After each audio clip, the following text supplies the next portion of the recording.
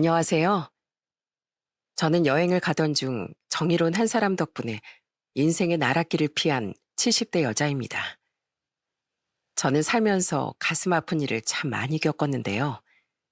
그 험난한 시절을 이겨내면서 가장 가까운 곳에 악마의 탈을 쓴 인간이 있을 거라곤 생각도 못 했습니다. 그 인간으로 인해 하마터면 제 인생이 끝장날 뻔한 그 사건에 대해 들려드리려고 합니다. 지금부터 이야기를 시작할 테니 잘 들어주셨으면 좋겠습니다. 저는 20대 초반에 건설 현장에서 일하는 남편과 결혼해 아들 둘을 낳았습니다. 가난한 집안에서 태어난 남편은 시골에서 올라와 정말 열심히 살았어요. 힘든 일을 하면서도 집에만 오면 항상 환하게 웃는 얼굴로 저희 애들이랑 놀아주던 남편이었습니다. 하지만 그렇게 착하디 착한 남편과의 결혼 생활은 그리 오래가지 않았어요. 남편이 일을 하던 중 12층 높이에서 떨어지는 바람에 세상을 떠나고 말았거든요. 저는 그때 너무 큰 충격에 얼마나 울었는지 모릅니다. 여보, 제발 거짓말이라고 말해줘. 나 당신 없인 정말 못 산단 말이야. 당시 저희 애들이 3살, 1살이었으니 제 심정이 얼마나 막막했을지 굳이 자세히 얘기하지 않아도 잘 아실 거라고 생각합니다. 저는 그 후 애들 때문에 집에서 할 수 있는 부업을 하다가 도저히 그걸로는 생활이 유지가 안 돼서 어쩔 수 없이 파출부 일을 구하게 되었어요. 제가 파출부로 들어간 집은 제 또래의 젊은 사장님 부부네 집이었는데 부모님을 잘 만나서 굉장히 부자였어요. 그 집에 아직 100일도 안 된 아들이 있어서 제가 그 애를 돌보며 집안일도 했습니다. 한 번은 그 집 애를 안고 우유를 먹이고 있었는데 저도 모르게 눈물이 나더라고요. 내 자식들을 내가 키워야 하는데 남의 자식들을 돌봐야 하는 이 현실이 너무 서럽고 저희 애들한테도 미안했거든요. 그런데 사모님이 그걸 눈치로 아셨는지 저한테 이것저것 자꾸 챙겨주시더라고요. 아주머니, 이거 우리 애한테 선물로 들어온 건데 아주머니네 애들 입히세요. 저희 애는 아직 너무 어려서 어차피 못 입거든요. 아이고, 이렇게 좋은 옷을 저한테 주셔도 되나요? 애들은 금방 크는데 그냥 뒀다가 입히시는 게 낫지 않겠어요? 하지만 사모님은 선물 받은 옷이 너무 많아서 괜찮다며 저한테 꼭 그 옷을 받아달라고 하시더군요. 사모님은 첫째 아들을 낳고 연년생으로 둘째 딸도 낳았어요. 저는 사모님이 너무 좋은 분이라 어떻게든 도와드리고 싶은 마음에 산후조리도 도와드렸답니다. 사모님, 제가 애를 먼저 낳아보니까 애 낳고 제때 산후조리 안 해주면 몸이 너무 망가지더라고요. 이것 봐요. 사모님의 고운 다리가 퉁퉁 부었잖아요. 제가 마사지 좀 해드릴 테니까 여기 누워보세요. 그러자 저한테 마사지를 받은 사모님은 너무 고맙다면서 저한테 이러시더라고요. 어머, 진짜 시원하다. 저 아주머니 없었으면 어쩔 뻔했어요. 제가 아무래도 사람 복이 있나 봐요. 제가 사모님네 가족을 제 가족이라고 생각하며 정말 열심히 일하자 사장님과 사모님이 저한테 항상 고마워하시더라고요. 그래서 뭐 하나라도 더 챙겨주시려고 하니 저 역시도 정말 감사하게 생각했습니다. 그런데 그런 감사한 분들한테 제가 자꾸 민폐를 끼치게 되는 일이 있었어요. 저희 작은 애가 잔병 치레가 많아서 병원에 가느라 정해진 시간보다 일찍 퇴근할 때가 많았거든요.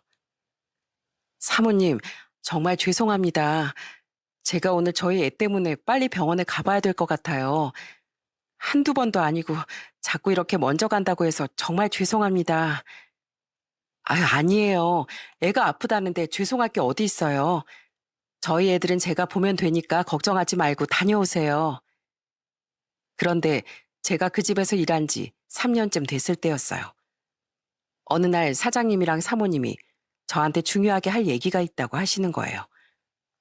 저는 그때 저를 해고하시는 줄 알고 엄청 마음을 졸였습니다. 제가 그동안 민폐 끼친 게 많았으니까요. 하지만 사모님은 제 손을 꼭 붙잡고서 정말 예상치도 못한 말씀을 하시더군요. 아주머니, 그동안 아주머니 애들도 키우면서 저희 애들까지 돌보시느라 너무 힘드셨죠?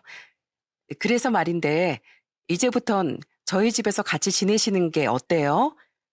저희 집 2층에 어차피 방 남으니까 거기서 애들하고 같이 지내세요. 우리 애들이 이미 아주머니 손을 타서 다른 분으로 바꿀 수도 없고, 저희 애들 때문에 아주머니네 애들이 뒷전이 되는 것 같아서 제가 너무 죄송해서 그래요. 세상에 어떤 사모님이 파출부한테 이렇게까지 잘해줄 수가 있나요? 아마 하늘에서 내려온 천사가 아닐까 할 정도로 저희 사장님과 사모님은 정말 좋은 분들이었습니다. 결국 저는 애들을 데리고 그 집에 들어가서 지내게 되었어요. 그리고 너무 감사한 마음에 일찍 일어나고 늦게 자면서 최대한 더 많은 일을 하려고 노력했죠. 그렇게라도 사장님 부부에게 보답을 하고 싶었거든요. 전 그렇게 그 집에서 지내면서 사모님과 더 친해지게 되었습니다. 언젠가부턴 사모님이 저한테 아주머니가 아니라 언니라고 부르더라고요. 그런데 한 번은 제가 사모님네 둘째 딸한테 이유식을 만들어 먹이고 있었는데 사모님이 자기도 한번 해보고 싶다는 거예요. 그래서 만드는 법을 알려줬더니 열심히 만들어서 둘째 딸한테 먹이더라고요. 그런데 어린애들도 입맛은 있는지 사모님이 만든 이유식을 한 입 먹고 바로 거부를 하더군요. 아유, 언니, 원래 애들 입맛이 이렇게 까다로워요? 언니가 만든 이유식은 덥석덥석 잘 받아 먹더니 제가 만든 것만 안 먹잖아요.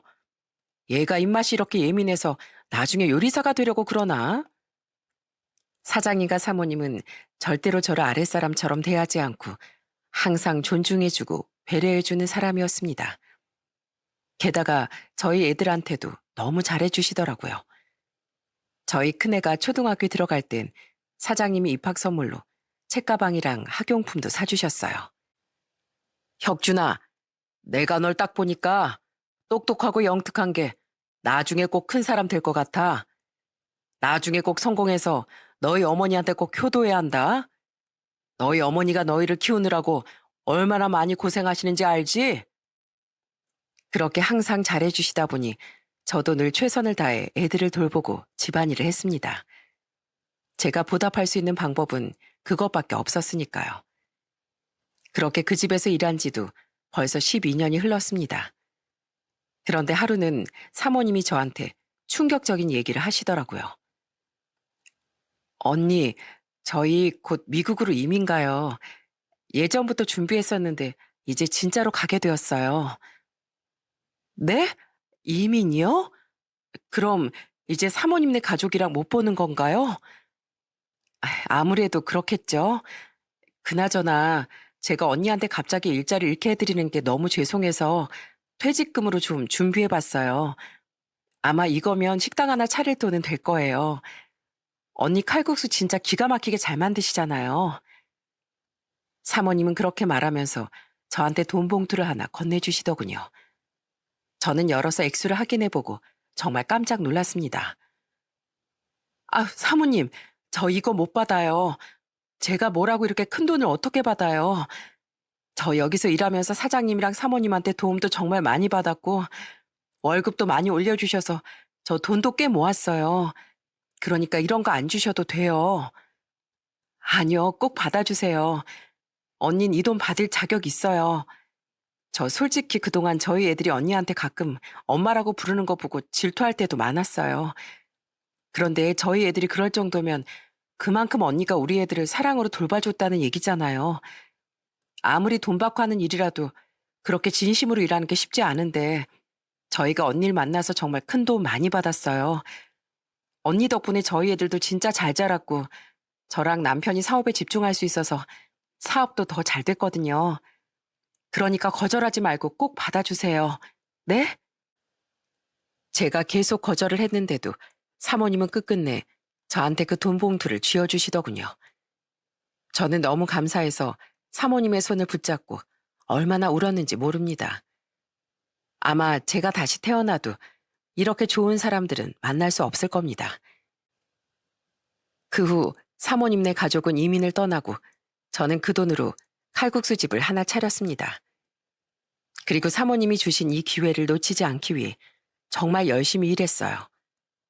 어느새 중고등학생이 된 저희 애들도 가끔씩 학교 끝나고 와서 저를 도와주더라고요. 한 번은 저희 큰아들이 와서 저한테 이렇게 묻는 겁니다. 엄마, 김치 또 담가요? 원래 김치를 이렇게 매일매일 담그는 거예요? 그럼 겉절이라서 그날그날 새로 담가야 돼. 우리 식당에 오는 손님들 중에서 이 김치 맛에 반해서 오는 손님들이 얼마나 많은데 당연히 내가 더 신경 써야지. 그럼 제가 할게요. 엄마 혼자 너무 힘들잖아요. 제가 이거 버무릴 테니까 엄만 가서 커피라도 한 잔 드세요. 그렇게 시간이 흐르다 보니 어느덧 저희 애들은 어엿한 사회인이 되었어요. 공부를 잘했던 큰아들은 좋은 대학을 졸업해 중견기업에 들어갔고 작은 아들은 공장에 취직을 했습니다. 오래전 남편을 잃고 홀로 애들을 키우던 시절을 떠올리니까 저도 모르게 눈물이 나더라고요. 그래서 저는 취직한 저희 애들한테 앞으로 건강하게만 살아달라고 얘기했답니다. 그렇게 또 시간이 흘러 저희 작은 아들이 20대 후반이 되었을 때였어요. 작은 아들이 어린이집 교사로 일하고 있는 여자랑 결혼을 하겠다고 하더라고요. 처음 봤는데 너무 싹싹하고 착해서 며느리감으로 마음에 쏙 들었습니다. 결혼하고 나서도 저한테 정말 잘하더라고요. 어머님, 저 겉절이 만드는 법 좀 알려주세요. 제가 어머님네 식당에서 겉절이 먹어보고 완전 맛있어서 반했잖아요. 원래 유명한 맛집에선 며느리한테도 비법을 안 알려준다지만 저한테만 귓속말로 살짝 알려주시면 안 돼요? 그래야 나중에 어머님 힘드실 때 제가 대신 만들어드리기라도 하죠. 며느린 이것저것 저한테 알려달라고도 하고 툭하면 제 팔짱을 끼고 같이 놀러 가자고 할 정도로 애교 있는 아이였어요. 게다가 손주를 둘을 낳았는데 어린이집 교사라 그런지 애들을 너무 잘 보더라고요. 한 번은 며느리가 애들을 데리고 저희 집에 왔는데 큰 손주가 놀다가 혼자 넘어진 거예요. 그런데 아프지도 않는지 울지도 않고 씩씩하게 일어나더라고요. 그걸 보고 며느리가 이렇게 얘기하더군요. 우와, 역시 우리 하영이가 할머니를 닮았나 보다. 그래서 넘어져도 울지도 않고 이렇게 씩씩하네. 뭐? 하영이가 날 닮아서 씩씩하다고? 네, 어머님 되게 강인하고 씩씩하신 분이잖아요. 그이가 저한테 그러던데요. 엄청 힘든 환경에서도 두 아들 키우느라 고생도 많이 하시고 다 이겨내셨다고요. 그래서 저희 애들도 어머님처럼 강인한 사람으로 키울 거예요. 며느린 항상 절 존경한다는 말을 입에 달고 사는 사람이었어요. 빈말인지 몰라도 참 듣기 좋더라고요. 그렇게 작은 아들을 결혼시킨 지 3년쯤 됐을 때 저희 큰아들도 결혼할 여자를 데려왔습니다. 예비 큰며느린 평범한 직장인이었는데 어릴 때부터 할머니 손에서 자랐다고 하더라고요. 상견례 때도 할머니께서 나오셔서 이렇게 말씀하시더군요. 우리 도연이 어릴 때 지 아빠 죽고 지 엄만 도망가는 바람에 제 손에서 여태까지 자랐습니다. 제가 키운다고 키웠는데 부족한 점이 많을 수도 있어요. 사돈께서 우리 도연이 사랑으로 잘 지도해 주셨으면 좋겠습니다. 아유, 그럼요. 이제 제 며느리가 되면 제 딸이나 마찬가지인데 당연히 제가 많이 도와주고 돌봐줘야죠. 그러니까 너무 걱정하지 마세요. 제가 사랑으로 품고 많이 예뻐하겠습니다. 그 후 큰아들은 며느리와 결혼하고 저희 집에서 같이 살게 되었어요. 큰아들이 제가 혼자 되는 게 걱정된다면서 결혼 전부터 저를 꼭 모시고 살겠다고 했거든요. 그런데 큰며느리도 성격이 워낙 좋아서 저랑은 물론이고 작은 며느리랑도 정말 친하게 잘 지냈습니다. 결혼 후 처음 저희 집에서 모였는데 큰며느리가 작은 며느리한테 이렇게 말하더군요. 동서, 내가 형님이긴 하지만 그래도 동서보다 결혼 후배고 애도 안 낳아본 초짜 유부녀잖아. 그러니까 동서가 나한테 좀 많이 알려주라. 나 동서를 선생님이라고 생각하고 정말 열심히 배울게.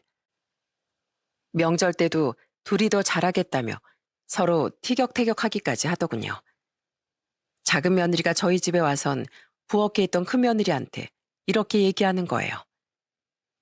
형님, 이제 저 왔으니까 비키세요. 형님은 평소에 어머님 모시고 사시니까 이번엔 제 차례라고요. 어머, 동서, 왜 이래? 그래도 내가 큰 며느리야. 우리 집안 대소살 챙기는 일인데 일을 해도 내가 더 해야지.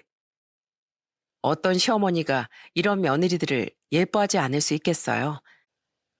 저는 아들들도 착하게 자라줘서 너무 고마웠지만 며느리들도 너무 애틋하고 예쁘더라고요.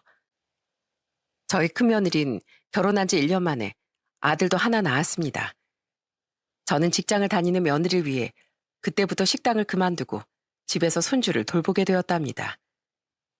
저는 비록 오래전 남편을 잃고 힘들게 살았지만 예전에 일했던 사장님 부부부터 며느리들까지 좋은 사람들을 많이 만나서 너무 행복했어요. 그런데 그 행복이 오래 갔다면 얼마나 좋았을까요? 작은 아들이 결혼한 지 7년 만에 생각지도 못한 불행이 찾아오고 말았습니다. 어느 날 작은 며느리가 저한테 전화해서 펑펑 울며 이렇게 얘기하는 거예요. 어머님, 큰일 났어요. 우리 그 공장에서 일하다가 사고가 나는 바람에 큰일 났다고요. 제발 빨리 좀 와주세요. 제발요. 청천벽력 같은 소식에 달려가 보니 이미 저희 작은 아들은 세상을 떠난 뒤였습니다. 알고 보니 작은 아들이 공장에서 이동 크레인으로 철판롤을 옮기다가 옆에 세워져 있던 다른 철판롤이 넘어지면서 사고를 당했다고 하더군요. 그 철판 무게가 자그마치 1톤이 넘는다고 하더군요. 저는 싸늘하게 식어있는 작은 아들을 붙잡고 펑펑 오열을 하고 말았습니다. 승환아, 이 못난 놈아. 애미랑 저 자식을 두고 이렇게 가버리는 게 어디 있냐. 너 없이 난 어떻게 살라고. 이렇게 말도 없이 순식간에 가버리는 게 어디 있어. 남편이 세상을 떠났을 때보다 몇 배는 더 슬퍼서 몸도 못 가누겠더군요. 그렇게 슬픔 속에 장례식을 치르고 난 후 작은 며느린 저희 집에 더 자주 찾아오더군요. 자꾸 와서 저희 작은 아들이 흔적을 찾으려고 애쓰는 모습이 너무 안타까웠어요. 그래서 한 번은 작은 며느리한테 이렇게 얘기한 적이 있었습니다. 애미야, 이제 우리 집에 이렇게 자주 찾아올 필요 없다. 이제 우리 아들도 없는데 너도 네 인생 살아야 되지 않겠니?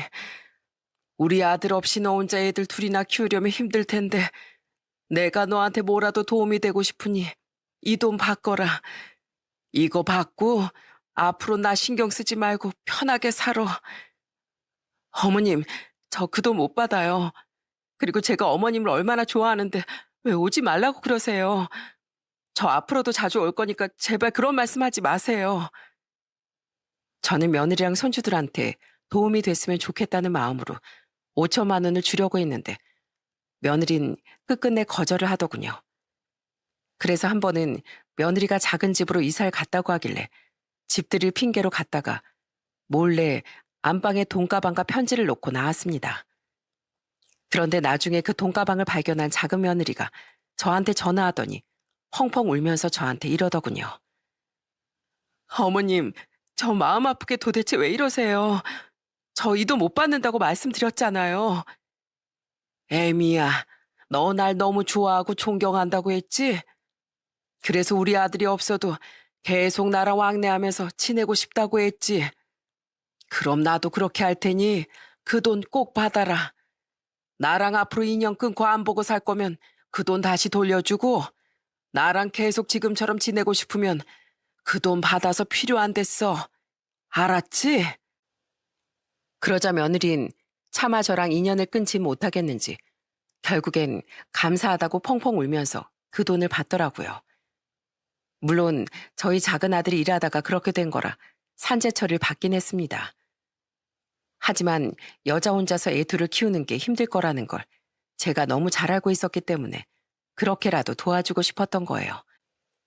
그 후 저는 작은 아들을 잃은 슬픔을 이겨내기 위해 부단히도 노력했습니다. 하지만 그게 마음대로 되는 게 아니더군요. 매일 세상을 떠난 작은 아들이 보고 싶어서 남몰래 울 때가 많았어요. 그런데 제가 그렇게 슬퍼하는 걸 알고 저희 큰며느리가 저한테 더 잘해주더라고요. 한 번은 날씨도 좋은데 벚꽃 보러 가자길래 같이 나갔는데 큰며느리가 저한테 사진을 찍어주면서 이렇게 얘기하더군요. 어머, 누가 꽃이고 누가 어머님인지 모르겠어요.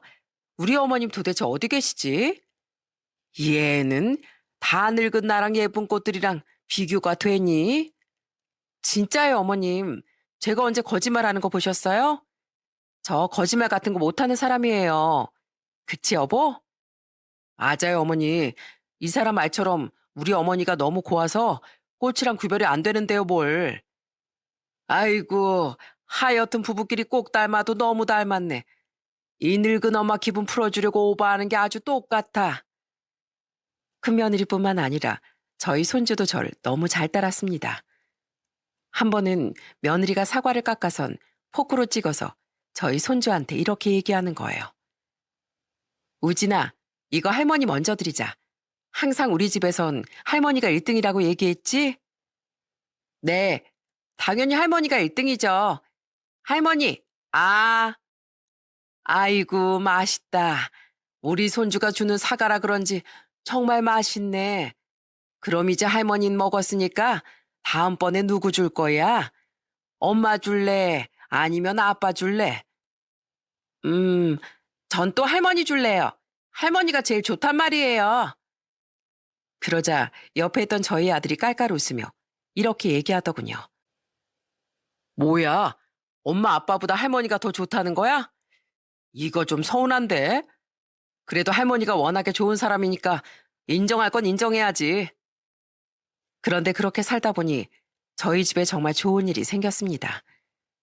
몇 년 전부터 저희가 살고 있는 아파트에 재개발 얘기가 나오고 있었는데 결국엔 보상으로 새로 지은 아파트 한 채를 받게 되었거든요. 재개발이 끝난 후 새 아파트로 이사를 가던 날 큰며느리가 너무 기뻐하더라고요. 어머님, 여기가 진짜 우리 집이에요? 진짜 우리가 이렇게 좋은 집에서 앞으로 사는 거예요? 어머님, 우리 완전히 로또 맞은 거예요. 완전 대박 난 거라고요. 새로 지은 아파트 시세가 좀 높았기 때문에 며느리 말대로 정말 로또를 맞은 거나 마찬가지였습니다. 20년 넘게 같은 아파트에 살다 보니 이런 좋은 날도 오더라고요. 저희 작은 며느리도 집들이를 한다며 손주들을 데리고 저희 집에 왔습니다. 우와, 집이 너무 좋다. 어머님, 새로운 집으로 이사하신 거 정말 축하드려요. 그리고 이건 사골국인데 어머님 드시라고 제가 집에서 푹 고아왔으니까 냉동실에 얼려두시고 필요할 때마다 데워서 드세요. 아이고, 빈손으로 와도 되는데 뭘 이런 걸 싸왔어? 사골 끓이려면 엄청 오래 걸렸을 텐데. 그래도 냉동실에 얼려두면 요리할 때도 쓰고 그냥 데워서도 먹고 좋잖아요. 그리고 이건 다리 마사지기예요. 어머님 요새 다리가 잘 부으시는 것 같아서요.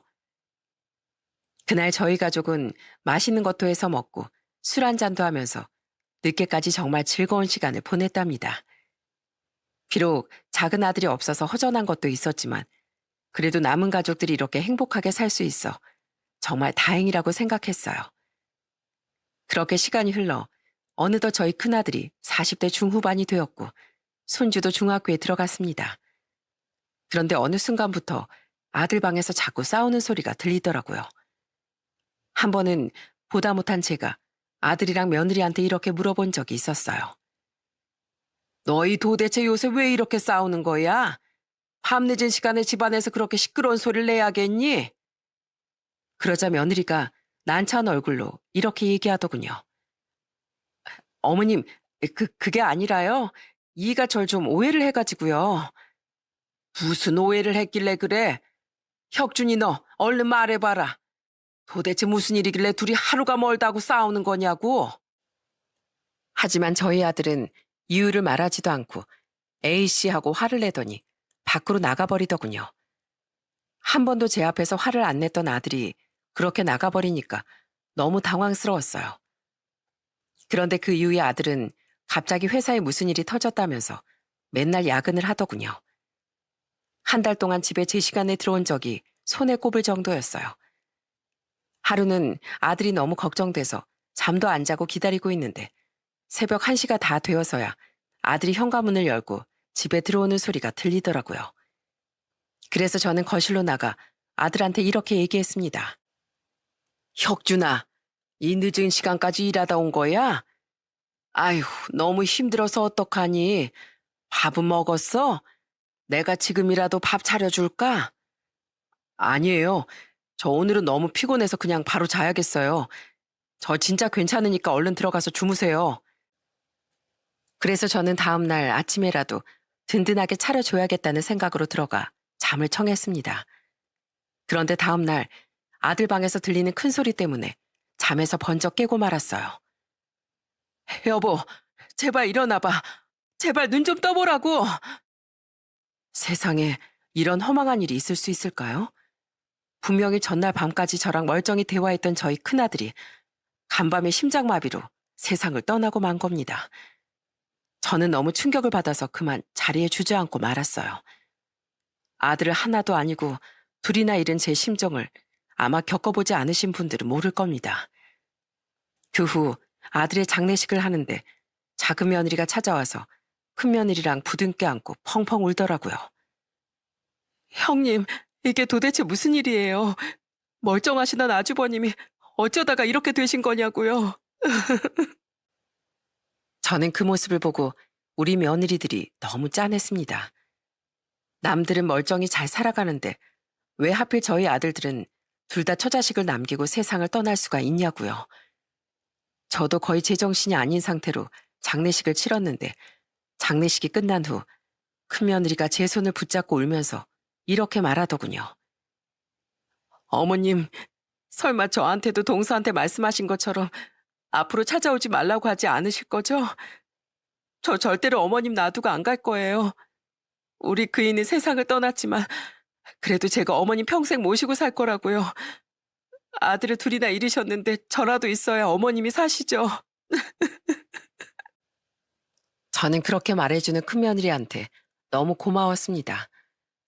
사실 저도 혼자선 도저히 버틸 수 없을 것 같았거든요. 그 이후로 저는 매일매일 슬픔에 빠져 지냈어요. 그런데 제가 너무 힘들어하니까 큰며느리가 저한테 더 잘해주더라고요. 팔다리도 주물러주고 밥도 차려주고 어찌나 지극정성으로 제 옆을 지켜줬는지 모릅니다. 게다가 저희 손주도 제가 걱정된다면서 학교 끝나고 맨날 제 옆에 꼭 붙어 앉아서 애교를 떨더라고요. 그렇게 큰아들이 떠난 지도 5개월쯤 되었을 때였습니다. 제 나이가 70이 넘어가다 보니까 한 번 아프면 너무 오래 가더라고요. 마음의 병이라도 생긴 건지 병원에 가도 잘 낫지도 않고 며칠씩 알아눕게 되었어요. 그런데 제가 자꾸 아프니까 며느리가 저한테 이런 얘기를 하더군요. 어머님, 저 요즘에 어머님 때문에 걱정돼서 죽겠어요. 그러지 마시고 저랑 같이 이번에 멀리 여행이라도 한번 갔다 오시는 게 어때요? 저 아는 사람이 공기 좋은 곳에 무슨 요양시설 같은 곳을 운영하는데 거기가 말이 요양시설이지 가족들이랑 그냥 힐링하러 가는 곳이라고 하더라고요. 우리 거기 가서 한 달만 지내다가 와요. 한 달 동안 저랑 편하게 지내시면서 우리 그이 마음 편히 보내주자고요. 우리 우진이는 어차피 방학이라서 저희 남동생 집에서 지내면 되니까 너무 걱정하지 마시고요. 저는 저를 생각해주는 그 마음이 너무 고마워 며느리와 함께 여행을 떠나기로 했습니다. 그리고 얼마 후 저는 여행을 가기 위해 며느리랑 같이 KTX에 탔습니다. 어머님, 여기가 우리 자리예요. 제가 복도 쪽에 앉을 테니까 어머님은 창가 쪽에서 창밖 풍경도 구경하면서 편하게 가세요. 그렇게 앉아서 출발을 했는데 며느리가 잠깐 화장실을 간다고 하더군요. 그래서 갔다 오라고 했는데 20분이 넘도록 안 오는 겁니다. 한참이 지나서야 다시 자리로 돌아오길래 저는 며느리에게 이렇게 물어봤습니다. 화장실 갔다 온다면서 왜 이렇게 늦게 왔어?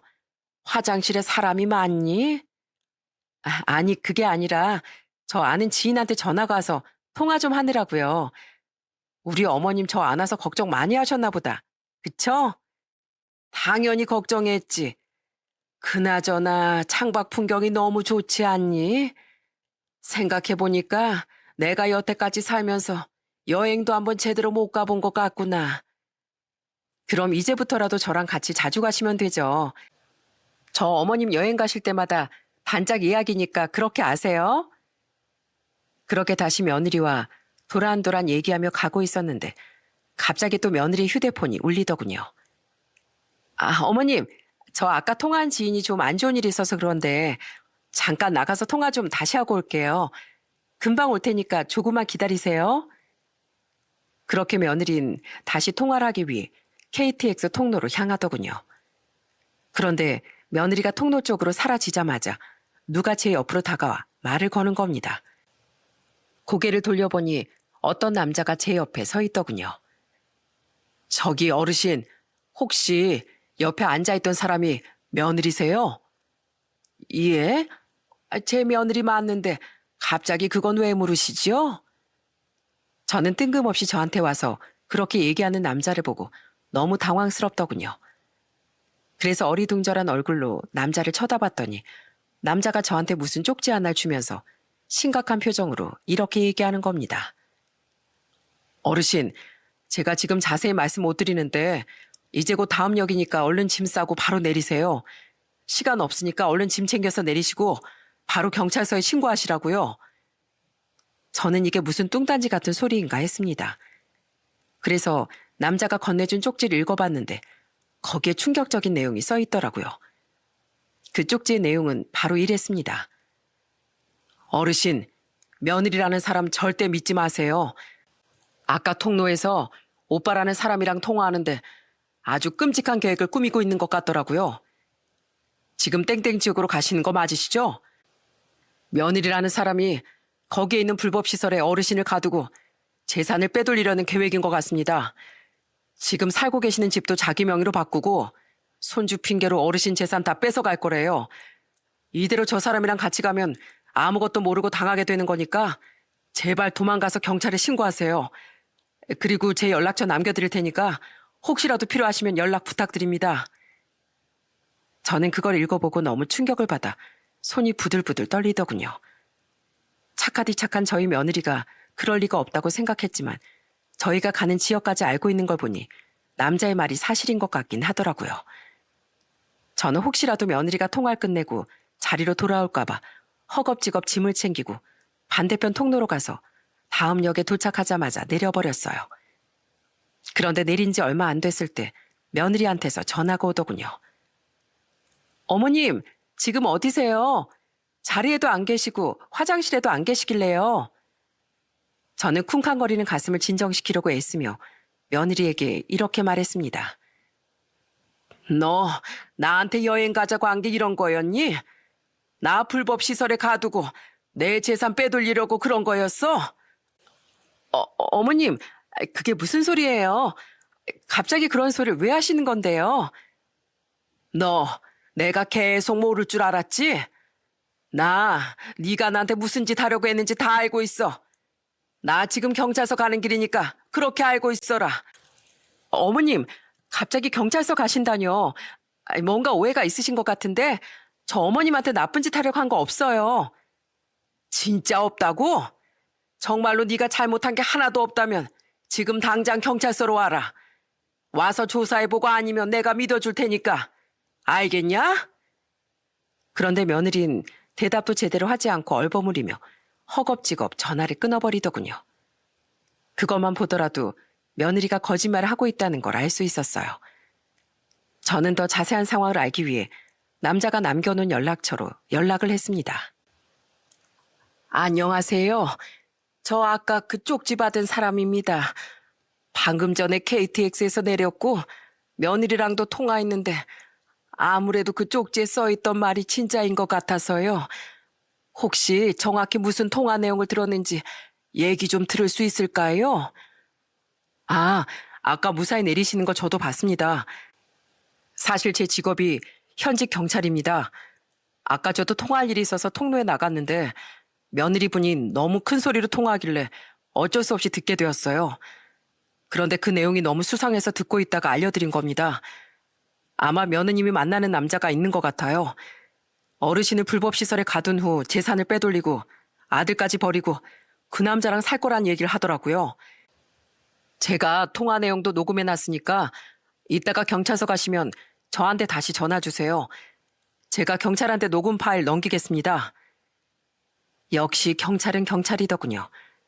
그 와중에 증거를 수집하려고 녹음을 했다는 말에 깜짝 놀라고 말았습니다. 저는 그 사람과 전화를 끊은 후 다시 며느리한테 전화를 했어요.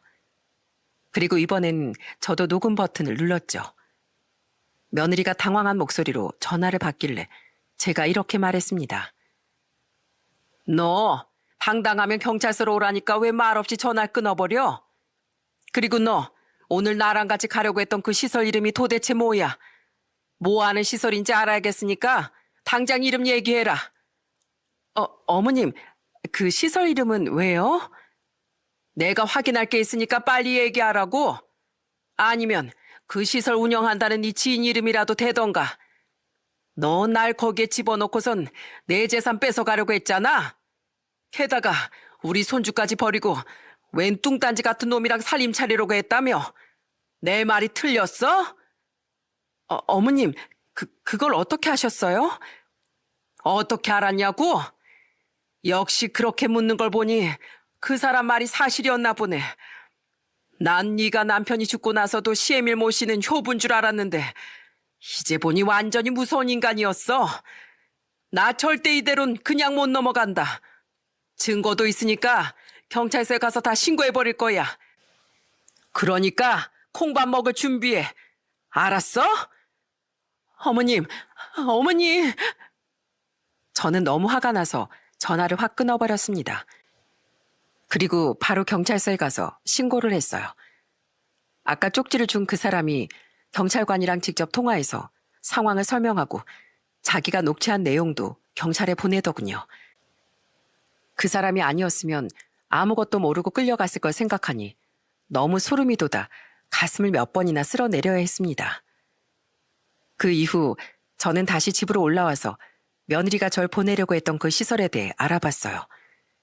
알고 보니까 그 시설은 법적으로 등록도 안 하고 운영하는 불법 시설이었는데 사람도 별로 없는 외딴 곳에 위치해 있고 한 번 들어가면 나오기 힘든 곳이라고 하더군요. 우리나라에 그런 곳이 존재한다는 게 정말 무서웠습니다. 그런데 큰며느린 제가 경찰에 신고한다고 하니까 겁이 났는지 바로 집으로 찾아와 저한테 잘못했다고 빌더라고요. 어머님, 저 진짜 잘못했어요.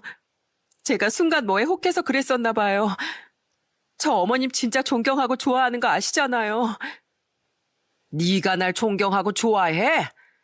넌 존경하고 좋아하는 사람을 그런 무서운 곳에다가 잡아놓고 재산을 뺏어갈 계획까지 꾸미니?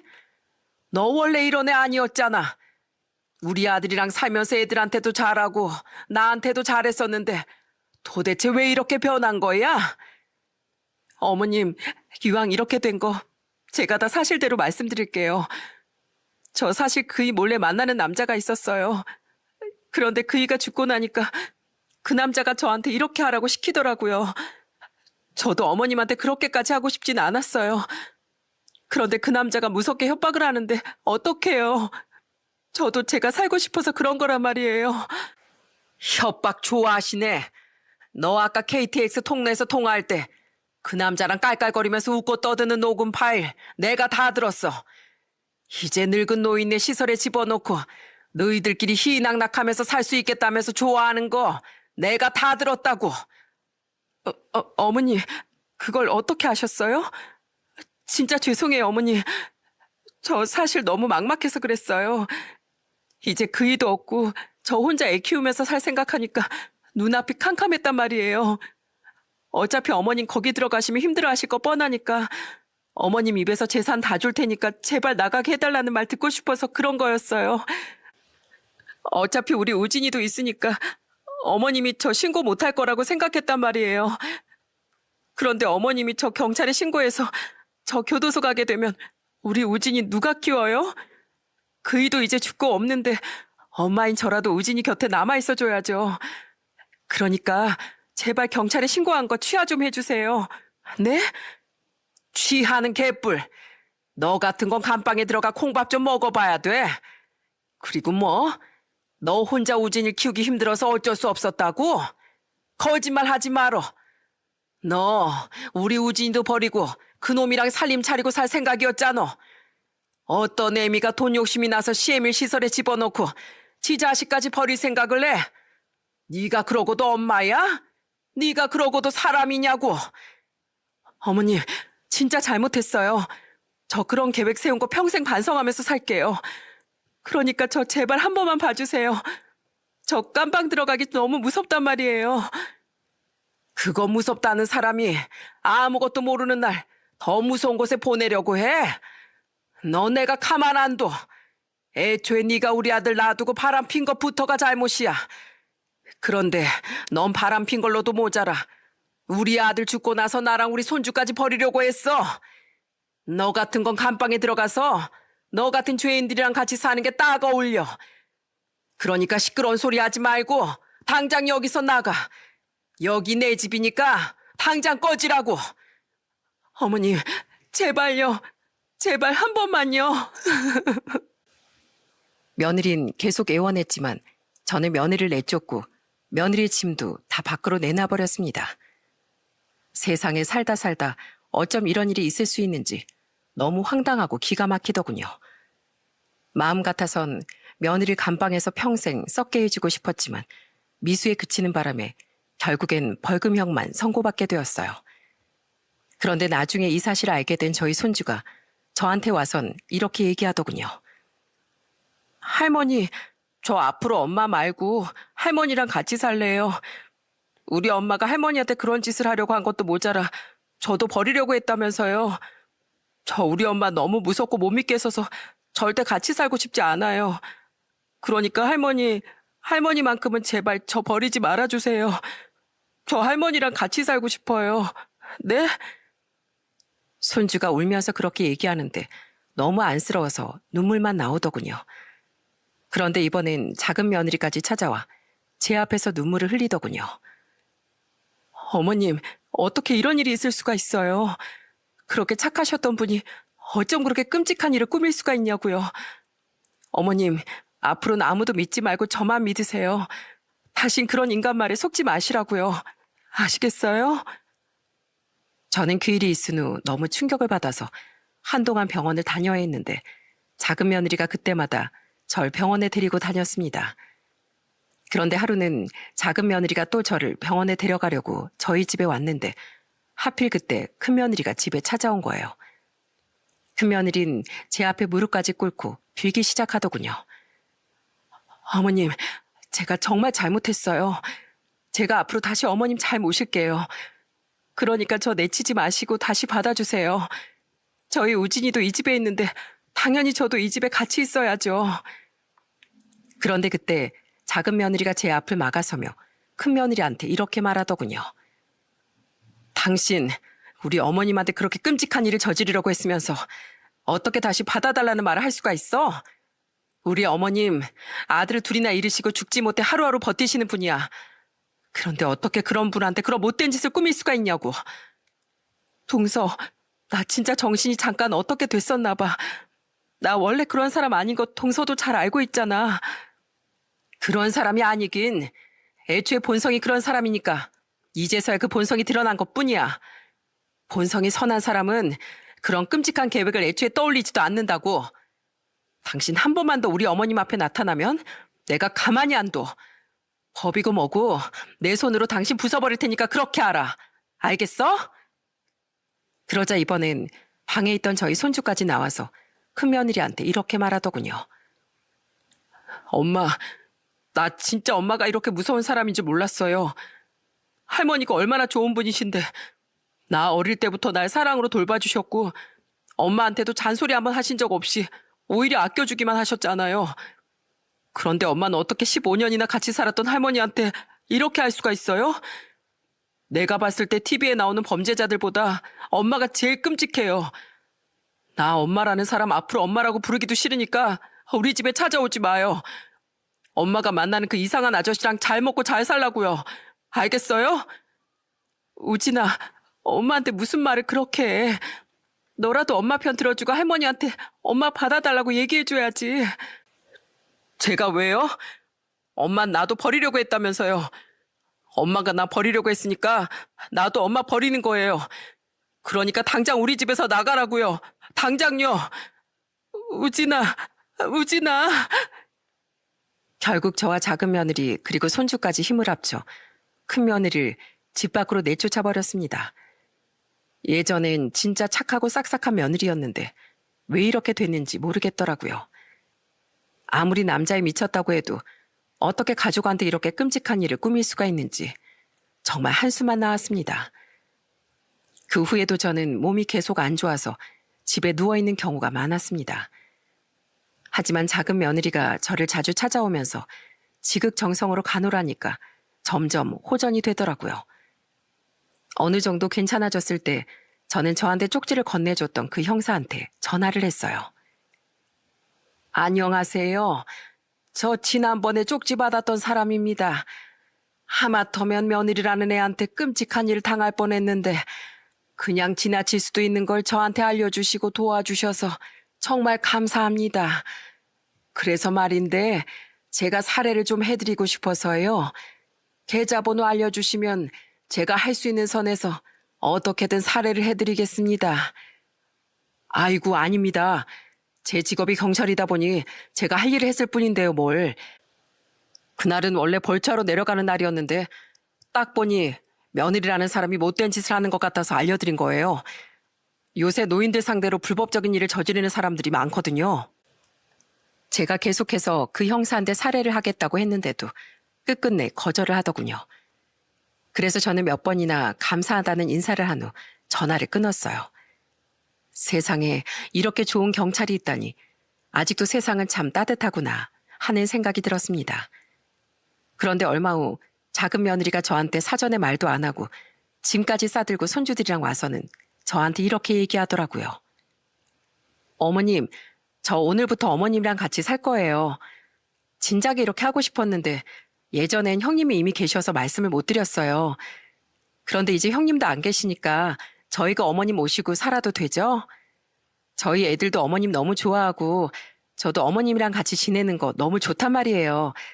그러니까 이번엔 저 돌려보내지 마세요. 저 어머님한테 껌딱지처럼 붙어 있을 거니까요. 아시겠죠? 작은 며느리가 그렇게 말하니까 너무 예쁘고 고마워서 눈물이 다 나오더군요. 그렇게 저는 작은 며느리와 손주 셋을 데리고 살게 되었습니다. 손주들끼리도 사촌 간에 안 싸우고 정말 잘 지내더라고요. 저는 남편과 아들 둘을 잃었지만 너무 소중한 가족들이 옆에 있어서 요즘엔 너무 행복하답니다. 큰며느린 그 이후에도 가끔씩 손주 보고 싶다고 저희 집에 찾아왔는데 그때마다 저희 손주가 보기 싫다고 쫓아내더군요. 손주 말이 아이 연락처도 차단하고 연락도 안 받고 있대요. 나쁜 짓을 꾸미다가 자식한테까지 외면당하는 모습을 보니까 벌을 제대로 받았구나 하는 생각이 들었습니다. 그 후로 상간남이랑 살림을 차려서 사는지 어땠는지 모르겠지만 적어도 가족한테 외면당했으니 그리 행복한 삶은 아닐 거라고 생각합니다. 저는 요즘 하늘에 있는 저희 남편과 아들들이 안심할 수 있도록 최대한 많이 웃고 좋은 생각만 하며 살고 있습니다. 너무 많은 가족을 잃다 보니 평생이 가도 가슴속 상처가 다 치유되긴 어렵겠지만 그래도 사랑하는 저희 작은 며느리와 손주들 덕에 살맛이 난답니다. 여러분, 우리나라 속담 중에 믿는 독에 발등 찍힌다 라는 말이 있죠? 가까운 사람이 아무리 잘해줘도 한 번쯤은 의심해보는 게 나쁘지 않은 것 같아요. 저도 그 형사분이 쪽지를 주기 전까진 저희 큰며느리가 그런 짓을 꾸밀 거라곤 상상도 못했으니까요. 여러분, 그럼 전 여기서 제 사연을 마치도록 하겠습니다. 끝까지 들어주셔서 정말 감사합니다.